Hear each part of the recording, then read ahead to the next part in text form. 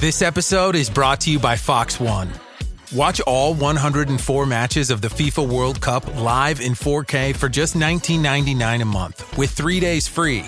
Build your own multi-view, choose up to 3 streams, and follow player spotlights. Stay on top of every moment with live stats, highlights, and instant replays. The FIFA World Cup, streaming live on Fox One. Offers are subject to change. See fox.com for complete terms and conditions.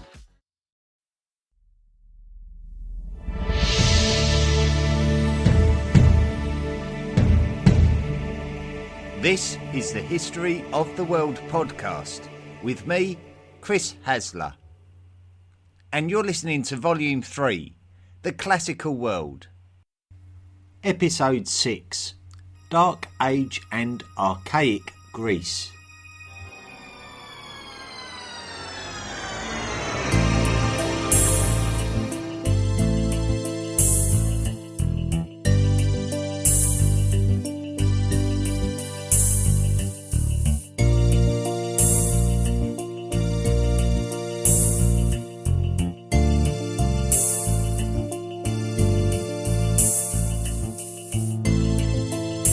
When we left Greece back in Volume 2, we left it in tatters.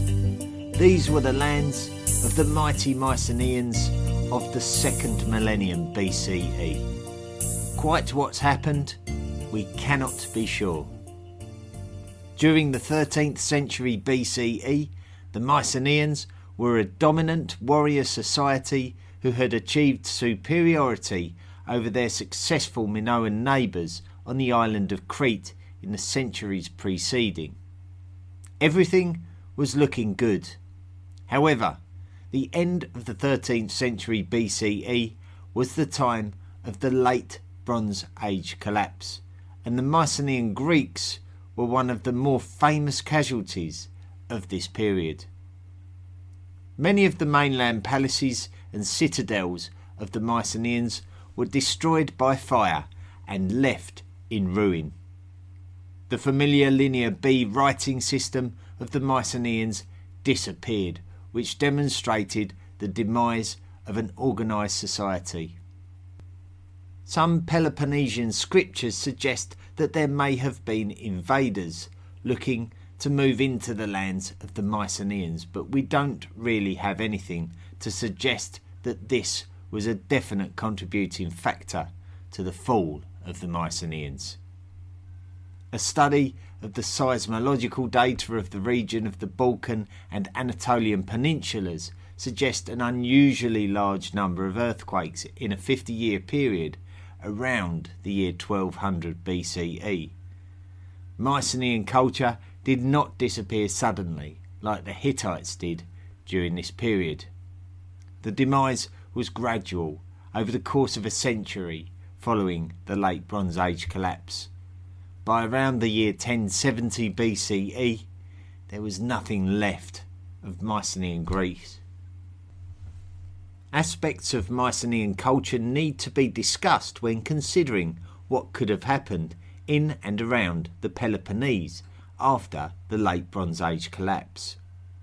The preamble to this period is in episode 24 of Volume 2. It was during this episode that we investigated the cultural aspects of the Mycenaean people, who were essentially palace builders.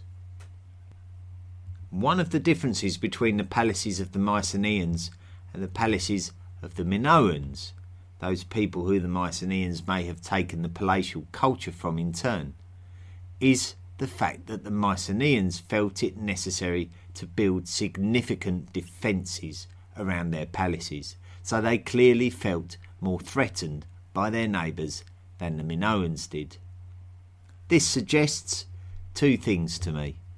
Firstly, that relationships between cultures became more volatile in this area of the world as the 2nd millennium BCE advanced, and secondly, that societies were more exposed to aggression when based on mainland Europe than the islands of the Mediterranean. We spoke at length about the burial culture of the Mycenaeans, which appeared to adjust over time, and as the Mycenaeans became wealthier and more powerful during this period of their regime. The Mycenaeans used to create large mass graves filled with grave goods. However, this practice altered after 1100 BCE, when we are much more likely to see single graves, which points towards a decline in the prosperous large palatial society life and a much more humble culture with less ceremony and regard for status. Linear B writing disappears at around this time, which could suggest a cultural displacement and a decline in organised society. It is clear that people were still living in the south of the Balkan Peninsula, but there seemed to be a loss of stratified society, where during the Mycenaean period there was evidence of an elite class of monarchs and an administrative culture. This suggests that the culture of the Balkan Peninsula became less centralised, as people would have relied more on subsistence as a consequence. The lack of linear B writing and any decipherable writing from this post-Mycenaean period of Greek history leads us to call this period the Dark Ages of Greece. Pottery is something that the Mycenaeans are well known for, so we should investigate evidence of pottery from the Greek Dark Ages for clues also.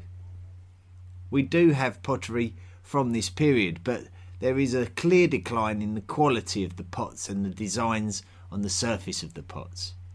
It is almost as if people did not have the time or the equipment to emulate the Mycenaean ceramic ware. Pots were much less symmetrical, which points towards people no longer using potter's wheels and starting to create pots simply by hand. The decoration appears to be created with less skill than the ceramics from the Mycenaean period. We don't have much evidence of architecture, no less the impressive works of the Mycenaeans, including the Cyclopean walls that amazed future Greek societies with their sheer magnitude. They were called Cyclopean walls due to the fact that future Greek cultures believed that only the one-eyed giant Cyclopes could have built them. The lack of subsequent architecture demonstrated that those classical Greeks who were the next significant culture of these lands could not relate to the Mycenaean abilities, which demonstrates two things. Firstly, that the Mycenaeans were extremely capable and powerful. Secondly, that the decline of the Mycenaean culture was not only abrupt but considerable, as there is no evidence left behind suggesting how the Mycenaeans achieved what they did. The Mycenaean elite must have either been killed or completely migrated away from the area. Maybe they were part of the migrating sea peoples of the 12th century BCE, possibly those who went to Egypt and Philistia, hence the presence of ceramics that resemble the Mycenaean style excavated in Philistia dating to after the late Bronze Age collapse. During the Mycenaean episode, we made reference to scriptures discovered at the Mycenaean settlement of Pylos, recognising the fact that the residents of Pylos were concerned about potential invasions by land and by sea. The most popular theory about who posed this threat to the Mycenaeans is the Dorians, who are believed to have potentially have been based further north and migrated southwards into the abandoned lands of the Mycenaeans. They may have even conquered these lands from the remnants of Mycenaean society, which could be a good explanation as to why aspects such as Linear B writing did not survive this period. The problem is that we don't have any firm evidence of Dorian dominance of the Peloponnese during this period, so we cannot assume this. We do know that there was Dorian presence in the Peloponnese going into the re-emergence of advanced society, as they are recorded as such. So if we round up what little we do know, then we can see a steep decline of Mycenaean culture during the 12th century BCE, followed by a complete disappearance in the 11th century BCE. People were still living in the south of the Balkan Peninsula, but there is no evidence of an identity or a centralised society or a monarchy. There is much more to suggest a return to subsistence and humbly sized collections of people. So although it is very mysterious how we arrived at this situation of Dark Age Greece after such an incredible period of history following the Mycenaeans and the Minoans, we now need to look forward to what happened next.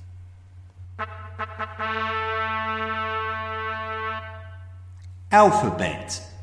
One of the biggest aspects when studying this period in Greek history is the introduction of a new style of writing. Now, on the face of it, this may not be so surprising if we consider that the Mycenaeans abandoned their lands or were removed from them, taking their Linear B writing system with them. However, we should not forget that we discovered that the Mycenaean language is an archaic form of Greek. So the Mycenaean language survived this period. This means that people must have continuously populated the Balkan Peninsula. Although the language survived, the writing system did not.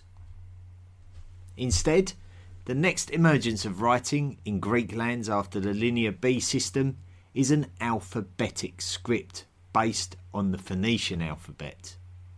This would be the ancestor of today's Greek alphabet. However, there was one vital change between the Phoenician alphabet and the Greek alphabet, and that is the creation of vowels.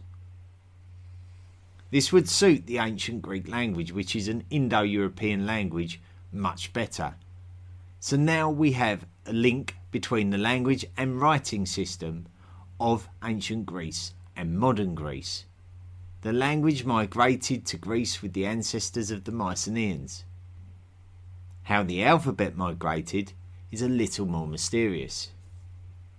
We have to recognise that around the year 1000 BCE, the Phoenicians were quite active in and around the Mediterranean, and Greek islands and lands would have certainly been in the range of Phoenician seafarers.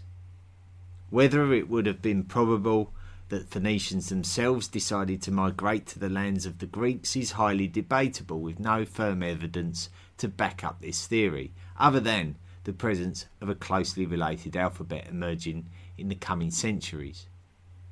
Certainly, by the 8th century BCE, we can find firm evidence of a migrated alphabet which resembles the Phoenician alphabet closely. Local variations depending on the specific Greek land you lived on was apparent, showing that it was not standardised. Future historians such as Herodotus and other Roman scribes could not agree on the story of Greek alphabet origins though, so we may never know the whole truth. It was after the successful establishment of a new Greek writing system that it became possible for storytellers to begin writing about what happened during the Greek Dark Ages, from the fall of the Mycenaean Empire to the re-emergence of Greek civilization. And they did this with many works romantically telling stories of this era, and we have touched upon them during this podcast series already. The most famous named writer for this period is Homer, whose stories, described in his most famous works, the Iliad and the Odyssey, talk of a time near the end of Mycenaean dominance and a conflict between the Mycenaeans and the Trojans. When these works are associated with other similar works of this time, they combine to give us a narrative of what we refer to as the Trojan War, and something we focused on back in Volume 2, Episode 25. Homer's works were written in a form of Greek which is called Homeric Greek, and based on the Ionian variant of the Greek language. These variations should be easy for us to respect due to one very important point, that we should always be ready to remind ourselves when discussing this unique part of the world. We talk of Greek lands and Greek language and the Greek alphabet. Greece is just a geographical area here with no united identity. Regional variations are not a surprise because these societies of Greek lands were not one united society but many different and small societies, which is consistent with the theory of post-Mycenaean subsistence. The works of Homer tell us a story of war which involved Greek deities or gods that have no other real historical foundation other than in these future works, and on a fundamental level not give us anything firmly believable in terms of a historical narrative due to its mythological and mysterious nature. In fact, there is no firm evidence that Homer was a real individual other than future writers talking of him being the author of the Iliad and the Odyssey. So you will not find a general belief in Homer's existence among scholars, let alone the validity of his stories. So once again, it is a topic for you and your own mind to decide for yourself how true any of it could be.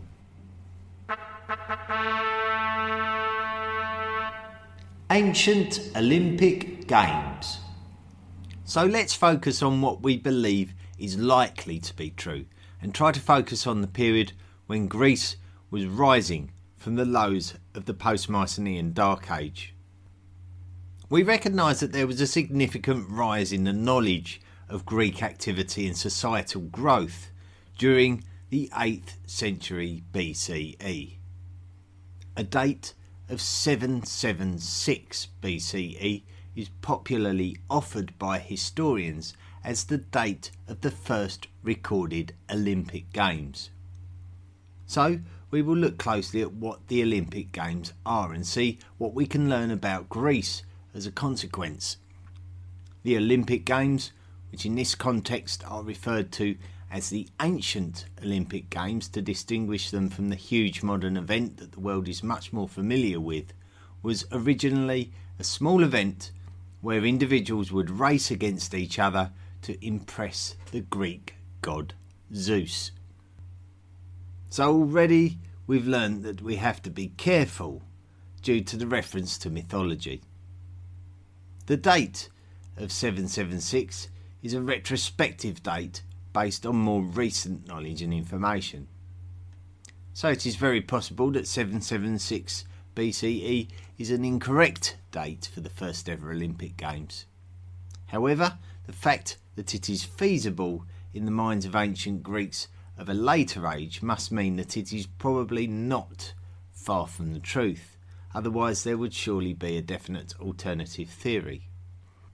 So if it didn't take place in 776 BCE, then it probably isn't miles away from the truth, even if Zeus wasn't actually there. The event was held every 4 years at a remote location called Olympia, which was otherwise a place of agriculture. We know that the games continued until the 4th century CE, so they actually lasted for longer than 1,000 years, and at its peak it attracted tens of thousands of spectators to watch multiple sporting competitions. Many individuals would gather at Olympia, and huge religious ceremonies and trade fairs would take place, as could be expected by such large gatherings.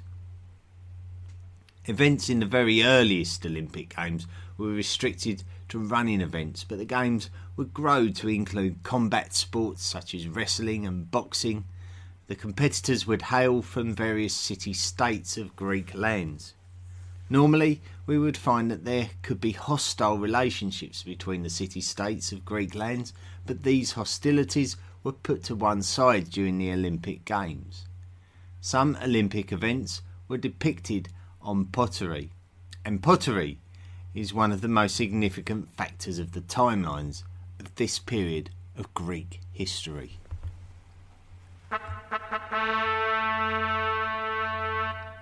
Pottery.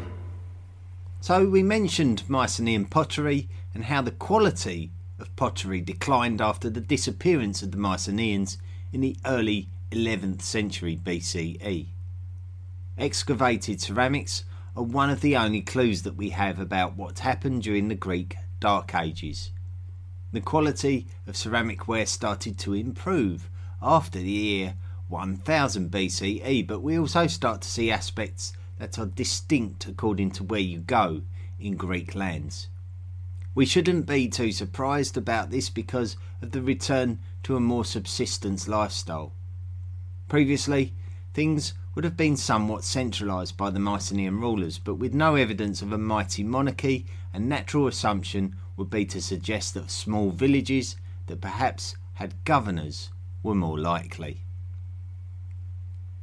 The proto-geometric style of pottery that initially emerged around 1000 BCE is somewhat relevant to the settlement of Athens initially. Some historians would suggest that this is one of the first signs of Greek society rebuilding itself. Athens had a lot going for it in terms of it being at the forefront of a Greek revival. Those Peloponnesian settlements that had been important centres of Mycenaean cultures such as Mycenae and Poleis had succumbed to the late Bronze Age collapse destruction, but there doesn't seem to be evidence of the destruction of Athens. Athens certainly suffered an economic decline thanks to the fall of the Mycenaean Empire, but its geographical location, coupled with the strategical advantage of the Acropolis giving the settlement some great vantage points, was surely key to it being one of the first places to show signs of an upturn in fortunes. The proto-geometric style would unsurprisingly make way for the geometric style, for which the settlement of Corinth is mentioned as a place where this style of pottery is known to have been created. The Athenians would then improve their own skills, but this would demonstrate distinct cultures of particular cities and city-states of Greek lands. It may even point towards competition between the city-states, which is one of the most important factors of the Olympic Games, where competitors would represent their chosen city-state. However, rather than call these settlements and areas of influence city-states, we actually refer to them as poleis.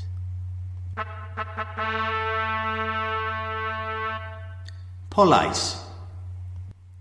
Poleis is the plural of the word polis, which in turn is the Greek word for city.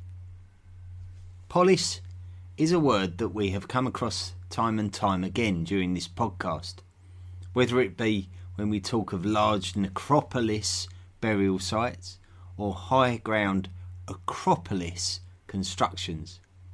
Also with the names of places such as Hierakonpolis in Egypt and Persepolis in Persia. This tells us a couple of things. In the first instance, the modern English language has borrowed a lot from the words of the Greek language. Secondly, a lot of our history is given to us by the writings of Greek people who named ancient cities themselves rather than use the local names. Hierakonpolis was called Nechan by the Egyptians. Persepolis was called Parsa by the Persians. The main reason why we use the Greek names is purely a familiarity thing.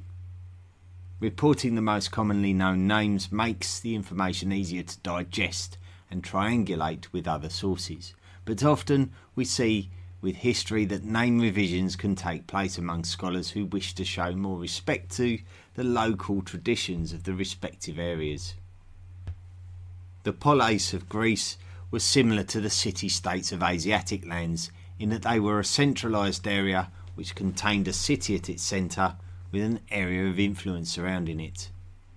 The poleis were urbanised, which demonstrates a revitalisation of human society since the Dark Ages followed the Mycenaean period. This has led me personally to question exactly how much of the revitalisation of Greece we owe to the Phoenicians. When we consider that the ancient Phoenician city of Carthage was established in North Africa in 814 BCE, it is feasible to suggest that some Phoenicians were keen to emigrate from their Levantine lands, and it could have had something to do with the growth of the Assyrian Empire having an overbearing influence on Phoenician trade, but this is purely my guess. If it were the case, then it may explain how Phoenician traders potentially carried the Phoenician alphabet over to Greek lands, but the counter-argument for this theory is the fact that the Semitic language of the Phoenicians did not supplant the Greek language being spoken in Greek lands, which descended from the Mycenaeans as proven by those late Bronze Age collapse-baked Linear B tablets. There were definitely international influences migrating and integrating during the 9th century BCE in and around the lands of the Mediterranean though, and Greek lands were certainly not excluded from this. The Mediterranean and Near East lands had entered the Iron Age by this time. This was a period where iron came into mainstream use. Whether this be by choice due to the sheer strength of ironware compared to bronzeware, or whether this was imposed upon those societies by the weakness of the tin trade robbing copper for its most common bronze alloy partner, we can determine that the area around the settlement of Athens was certainly familiar with ironwork around this period, which suggests that Athens was a significant place for Mediterranean trade, and this should come as no surprise when you consider its favourable geographic location as a seaport facing into the Aegean Sea. This also explains the apparent rise in activity at the settlements of Lefkandi on the island of Euboea and Knossos on the island of Crete. So we can target this period as a time when Greek city-states, which we refer to as poleis, started to re-emerge as populations started to grow and succeed. What happened here we can probably compare to the emergence and success of city-states elsewhere in the known world up to this point. Agriculture, as ever, was a major part of the ability of poleis to grow, and successful government of these poleis was vital. So this is not completely unlike ancient Mesopotamia before the Age of Empires, when city-states would have their own identities and be ruled by their own kings. Pottery from each of the poleis was distinct according to which polis you were in, and even the alphabet would have its own intricacies according to which polis you were in.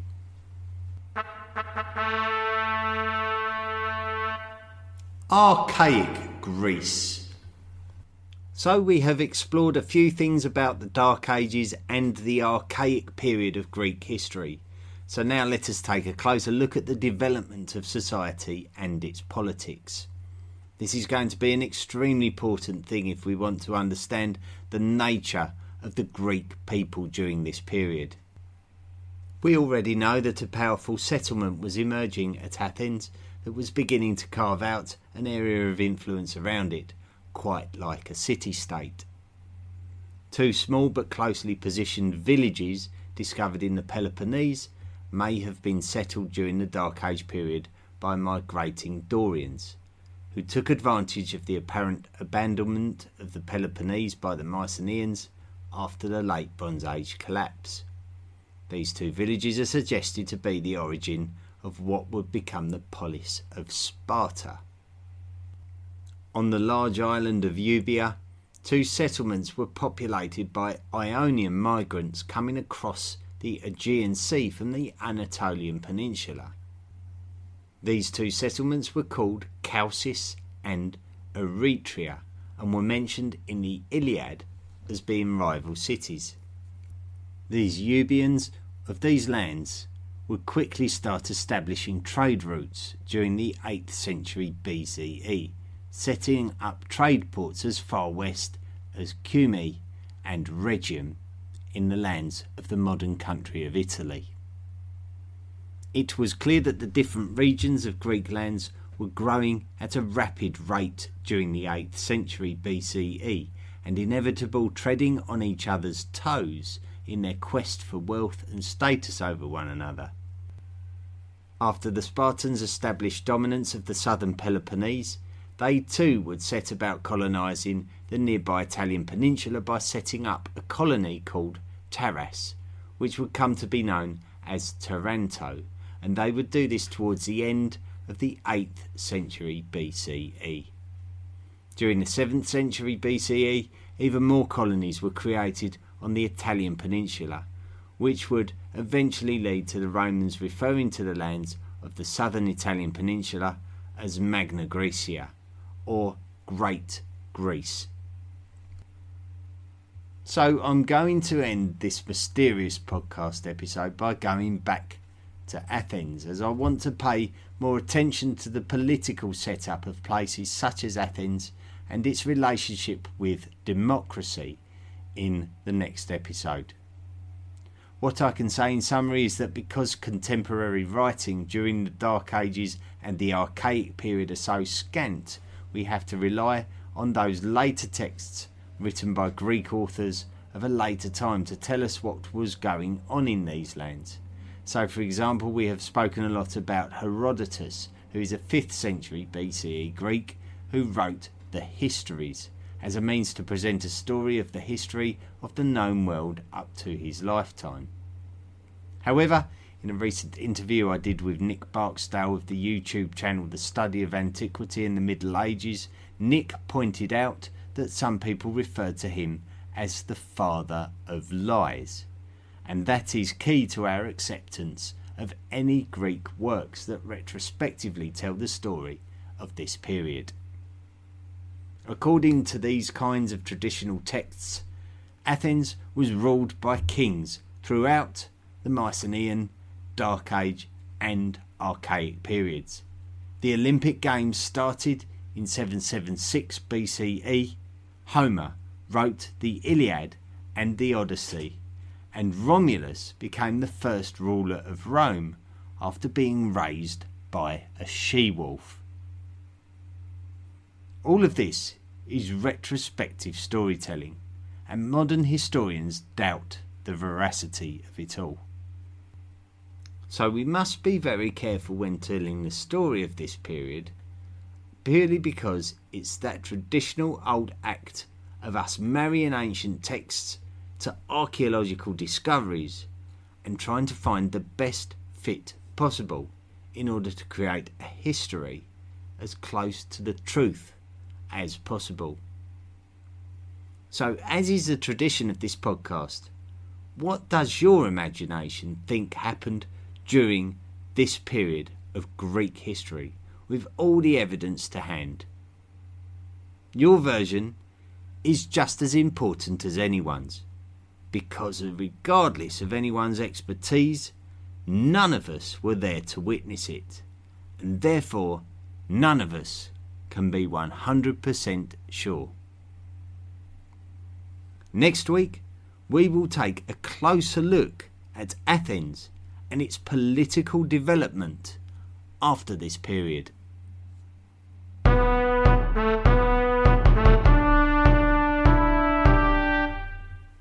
Well, there we have it. That's me starting to tread on the toes of one of my podcasting heroes, Ryan Stitt of the History of Ancient Greece podcast. I hope that if he does listen to this, that he doesn't think that I've butchered the legacy of ancient Greece too badly. But I'll tell you what a fascinating story ancient Greece is, and we're going to continue it next week with the first of a two-parter about Athens. Such was so much went into Athens at the start, and there was so many dramatic turns and twists and so much documentation of all of this that we really see some of the first fundamentals of ancient politics in detail from this period. So we're going to start exploring that, and I have to admit it's a fascinating view of how society changed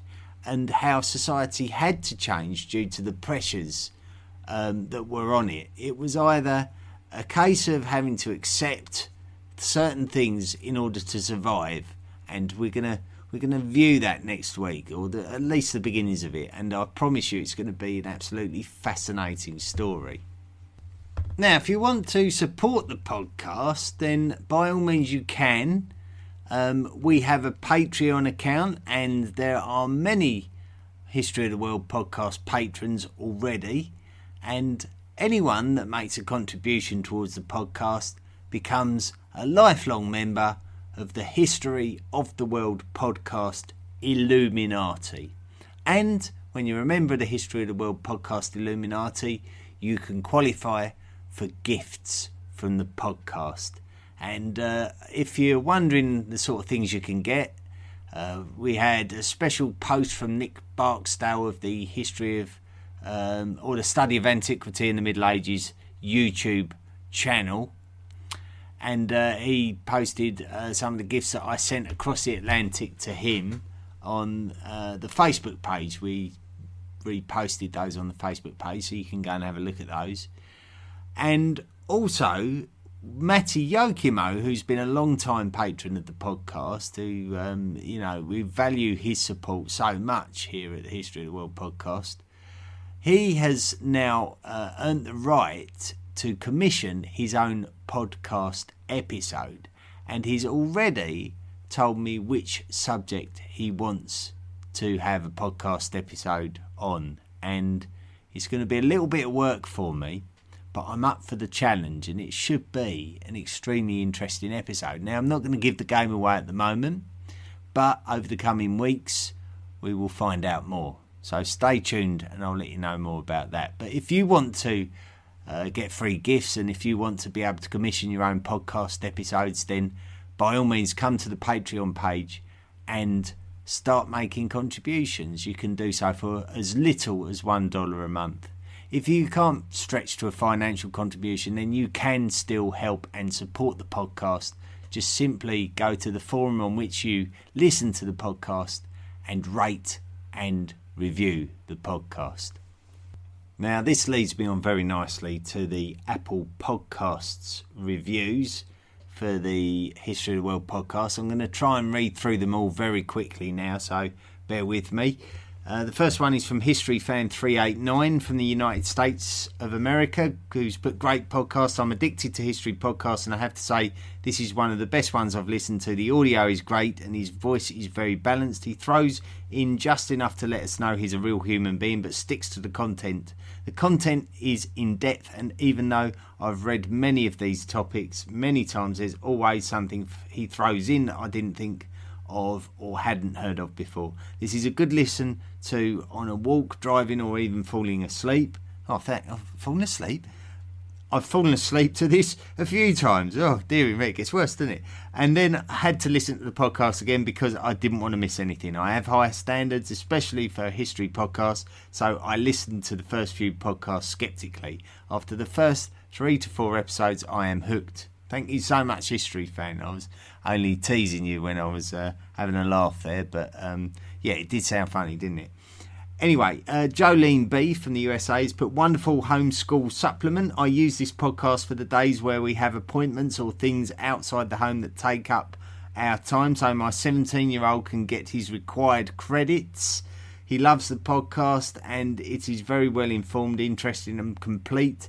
Thanks to this podcast, he can listen in the car and apply what he's learned to what he reads at home in his textbook.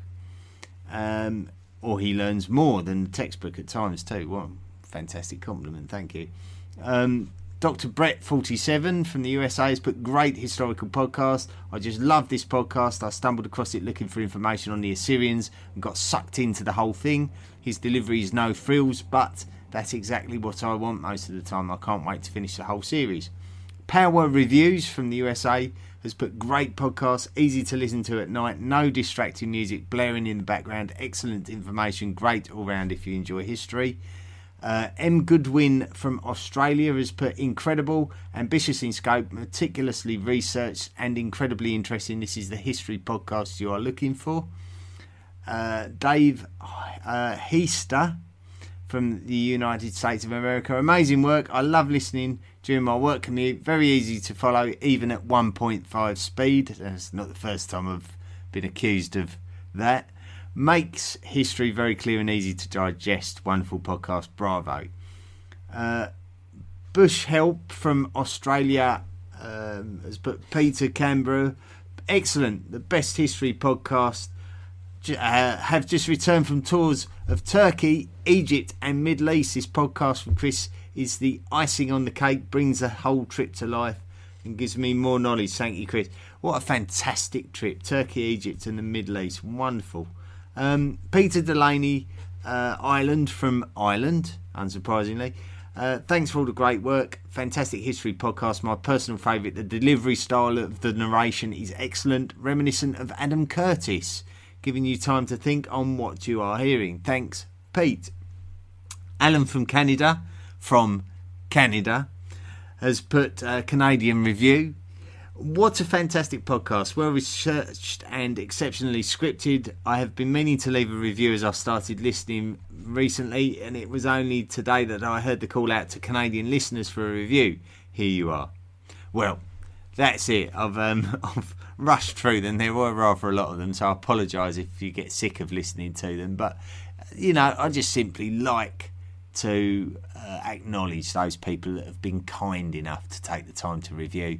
I think you do all deserve a mention, and I am so grateful to you all for your support and your kind words. So thank you so much. Now, I've gone on for a bit, so I'm not gonna go into anything else this week. I'm just going to wrap up now and say next week we're going to be venturing into Athens, and I'm sure you'll love it. I've really enjoyed writing about it, so I hope you enjoy listening to it just as much. Anyway, that's it for this week. Have a fantastic week, everyone, and I hope to see you again next time. Do you want more from the History of the World podcast? Then visit our website, historyoftheworldpodcast.com. You can join our discussion forum and find us on social media. Support the podcast for as little as $1 per month by clicking the Patreon link. Email the show at historyoftheworldpodcast@mail.com. The best ones will be read out. Be sure to rate and review the show wherever you listen to us.